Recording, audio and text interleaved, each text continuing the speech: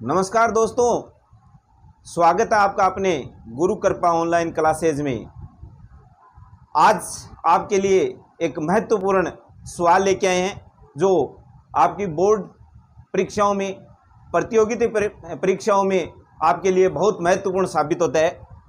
तो सवाल क्या है, देखिए। सबसे पहले 2 ओम, 3 ओम तथा 6 ओम के 3 प्रतिरोधकों को किस प्रकार संयोजित करेंगे कि संयोजन का कुल प्रतिरोध 4 ओम और 1 ओम हो। देखिए, हमें आंसर पहले दे रखा है। हमें कहा है कि 3 प्रतिरोध आपको दिए गए हैं और इन तीनों प्रतिरोधों को आप किस प्रकार संयोजित करेंगे कि आपका कुल प्रतिरोध या तो 4 ओम आए और या 1 ओम आए। हम जानते हैं कि प्रतिरोधों का संयोजन 2 प्रकार से होता है, एक तो श्रेणी क्रम संयोजन और एक पार्श्व क्रम संयोजन। अब ऐसे सवाल को आप जब हल करते हैं तो आप थोड़ा सा अपने माइंड का उपयोग कीजिए। क्या श्रेणी क्रम संयोजन में तो इसको हल होगा ही नहीं, कैसे नहीं होगा। हम देखते हैं कि श्रेणी क्रम संयोजन में 3 प्रतिरोध का हम लोग फार्मूला लगाएं तो कुल प्रतिरोध हमारा होगा R बराबर R1 plus R2 plus R3 होगा। तो R1 R2 R3 को जोड़ेंगे तो कितना होगा, 2 3 5 और 6 11, जो हमारा कुल प्रतिरोध में नहीं है, इसलिए श्रेणी क्रम संयोजन इसमें नहीं होगा। तो हम क्या करें, तो हम इसका सबसे पहले इसका हल करते हैं। क्या करें, इसको पहले हम एक ऐसा परिपथ बनाएं जिसमें तीनों हम पार्श्व क्रम में इनको संयोजित करेंगे। तो नंबर 1 तरीका इसका हल करने का, एक परिपथ बना लेते हैं सबसे पहले इसको हल करने के लिए।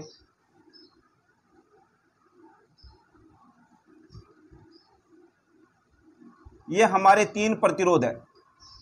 तीनों प्रतिरोधों का हमने नाम दे दिया R1, R2 और R3। पहला परिपथ हमने बनाया जिसमें तीनों प्रतिरोधों को हमने पार्श्व क्रम में संयोजित कर दिया। ठीक है भाई। R1 का मान कितना है, 2 ओम, R2 का 3 ओम और R3 का 6 ओम। हम कहेंगे कि तीनों प्रतिरोधों को पार्श्व या समांतर क्रम में संयोजित करने पर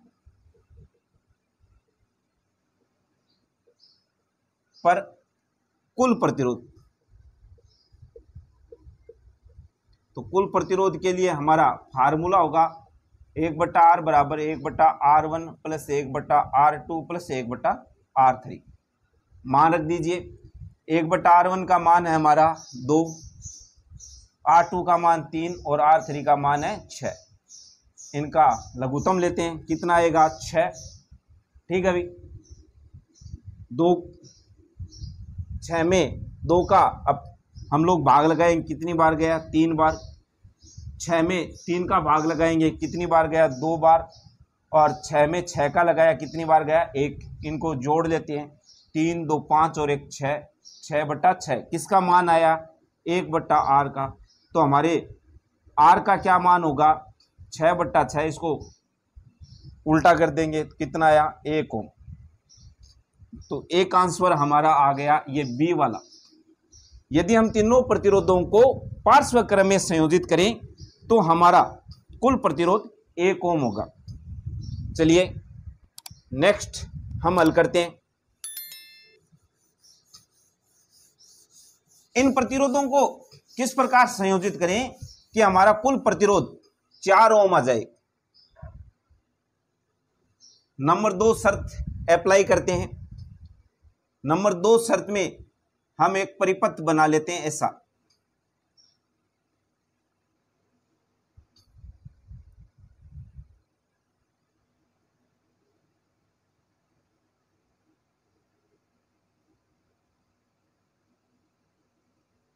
ये परिपथ बनाते हैं, इसमें 2 प्रतिरोध हमारे पार्श्व क्रम में और 1 है श्रेणी क्रम में।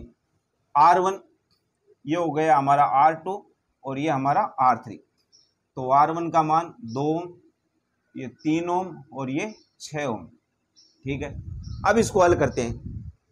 ऐसा परिपथ हमारे पास हो तो हल करने के लिए सबसे पहले हम इसको हल करेंगे पार्श्वक्रम को। तो हम कहेंगे कि R2 व R3 हमारे किस क्रम में संयोजित है? पार्श्वक्रम में। तो हम कहेंगे चूंकि R2 R3 पार्श्वक्रम में संयोजित है, इसलिए कुल प्रतिरोध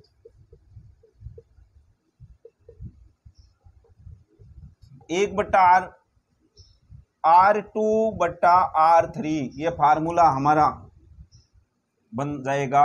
R2 का मान कितना है हमारा? R2 का मान है हमारा 3 ओम और इसका मान कितना है? R3 का 6। हल कीजिए, कितना आया? 6। 6 में 3 का 2 बार, 6 में 6 का 1 बार, 3 बट्टा 6 किसका मान है? R का मान।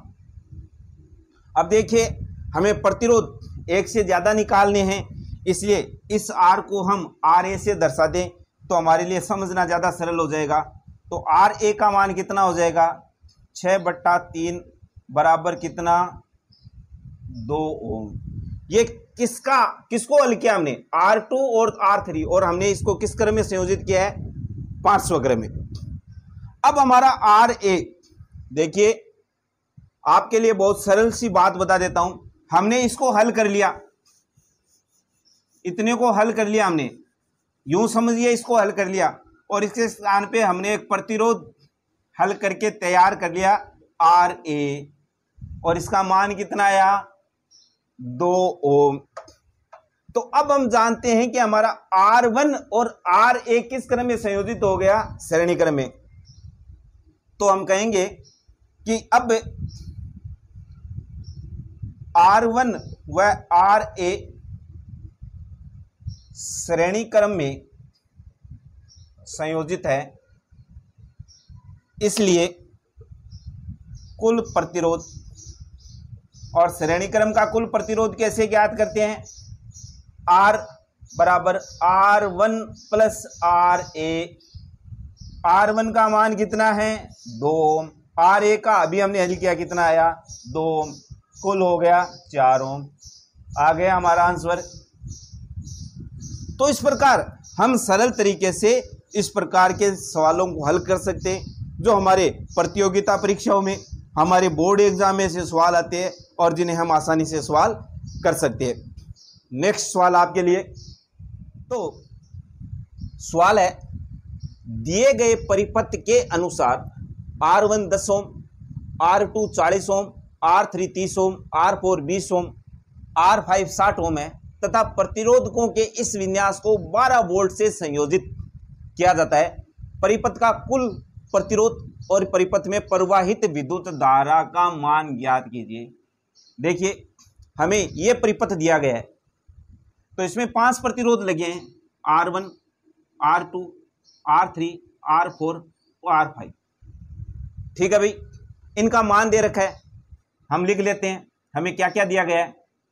R1 10 ओम, R2 40 ओम, ये दिया हुआ है, R3 30 ओम, R4 20 ओम और R5 कितना दे रखा है? 60 ओम। कितने वोल्ट की बैटरी से संयोजित है? यानी हम कहेंगे इसका विभवांतर कितना है? 12 वोल्ट। हमें क्या ज्ञात करना है? परिपथ का कुल प्रतिरोध ज्ञात करना है और परिपथ में प्रवाहित विद्युत धारा ज्ञात करनी है। ठीक है, तो ऐसे सवाल को हल करने का सबसे सरल तरीका है, हमें परिपथ समझ में आना चाहिए कि परिपथ किस क्रम में संयोजित है। देखिए मित्रों, इस परिपथ में 2 प्रतिरोध R1 और R2 की व्यवस्था अलग दिखाई गई है, R3, R4, R5 की व्यवस्था अलग दिखाई गई है। तो जैसी व्यवस्था दिखाई गई है, हमें समझना है R1 और R2 किस क्रम में संयोजित है? पार्श्वक्रम में। R3, R4, R5 भी किस क्रम में है? पार्श्वक्रम में। तो इनको एक साथ हल नहीं कर सकते, इनको 2 भागों में विभाजित कर लेते हैं परिपथ को। तो सबसे पहले हम R1 और R2 को हल करते हैं। तो हमारे R1 और R2 कौन से क्रम में संयोजित है? पार्श्व क्रम में। तो इसको हल करेंगे तो हम कहेंगे चूंकि R1 व R2 पार्श्व क्रम में संयोजित है, इसलिए कुल प्रतिरोध पार्श्व क्रम का कुल प्रतिरोध क्या होगा? 1/R बराबर 1/R1 प्लस 1/R2। क्योंकि हमें प्रतिरोध एक से अधिक ज्ञात करने हैं कुल प्रतिरोध, इसलिए इसको RA से संबोधित करेंगे। ठीक है, अब R1 का मान रख देते हैं हम, कितना है? R1 का मान है हमारा 10 ओम, R2 का कितना है? 40 ओम। हल करते हैं, लघुत्तम लिया, ये आया 40, कितना आया? 4, कितना आया? 1, ये आ गया 5/40, या RA का मान कितना हो गया हमारा? 40/5 बराबर 8 ओम। ठीक है मित्रों, तो हमारा पहला प्रतिरोध जिसको हमने हल किया, इसका कुल प्रतिरोध कितना आ गया? 8 ओम। ठीक है, नोट कर लीजिए आप इसको। अब आपके लिए हम इस प्रतिरोध को हल करेंगे। ये 3 प्रतिरोध जुड़े हुए हैं हमारे, R3, R4 और R5। ये कौन से क्रम में संयोजित है? ये भी हमारे पार्श्व क्रम में संयोजित है। तो आपने यहां तक नोट कर लिया होगा। अब मैं इसको मिटा देता हूं। ठीक है, नोट नहीं किया है तो आप फास्टली इसको नोट कीजिए। मिटा रहा हूं, ये देखिए यहां तक इसको हमने हल कर लिया। अब देखिए हमारा R3, R4 और R5 भी किस क्रम में संयोजित है? पार्श्व क्रम में। तो हम कहेंगे R3, R4 व R5 भी पार्श्व क्रम में संयोजित है, इसलिए इनका कुल प्रतिरोध 1/R। कौन कौन से प्रतिरोध है? R3, R4 और R5 है। तो हमारा फार्मूला ये बन जाएगा। आपको मैंने बताया था प्रतिरोध एक से ज्यादा ज्ञात करने हैं, इसलिए इसको RB से दर्शा दूं मैं। ठीक है भाई, मान रख दीजिए। R3 का मान कितना है आपके पास? ये रहा 1/30, 1/20, 1/60। ठीक है भाई, हल कीजिए। कितना आया लघुत्तम? लघुत्तम आता है आपको हल करना, कर लीजिए जल्दी। कितना आएगा? ये आ गया हमारा 60। फिर करो, 2, 3, 1, क्या आया? 3, 2, 5, 1, 6/60। या हमें क्या ज्ञात करना है? कुल प्रतिरोध ज्ञात करना है। तो RB 60/6 बराबर कितना आ गया? 10 ओम। तो हमारा परिपथ में जो R3, R4 और R5 ये पार्श्व क्रम में संयोजित थे, इनका कुल प्रतिरोध कितना आ गया? 10 ओम। समझ में आ गया? नोट कीजिए फास्टली।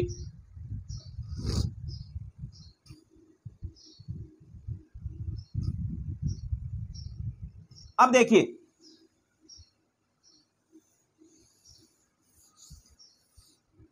हमारा इस इतने प्रतिरोध यानी R1 और R2 का कुल प्रतिरोध कितना आया था? 8 ओम। और दूसरे प्रतिरोध कितना आया? 10 ओम। अब देखिए मैं इसको आपको बहुत ही सरल तरीके से बताता हूं आपके समझ में। अभी हमने उस परिपथ का कुल प्रतिरोध नहीं ज्ञात किया है, हमने R1 और R2 का कुल प्रतिरोध ज्ञात किया है, R3, R4 और R5 का कुल प्रतिरोध ज्ञात कीजिए।